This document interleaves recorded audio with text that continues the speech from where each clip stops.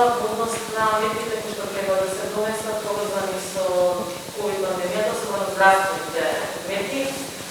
Дали според СДСМ и пратеничката група на СДСМ има потреба од построги рестриктивни мерки кога добиваме рекордни бројки на корона позитивни и во која насока ќе ви се движеле, односно дали вие како пратеничка група имате малку поинак поглед од она што е препорака на Имаме обврска и како политичари, но пред се како граѓани да ги почитуваме и мерките кои што и сега се во сила.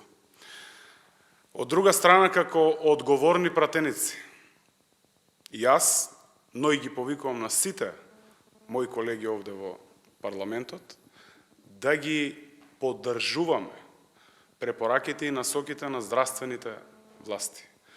Од тој аспект, колку што сите знаеме и јавноста знае дека веќе има предлог на сет по рестриктивни мерки, кои што дел од нив бараат и законски изменувања. Ако се држиме до она што е препорака на здравствените власти, убеден сум дека ќе успееме да се справиме на некој начин со овој тежок, со оваа тешка и здравствена, но и економска криза.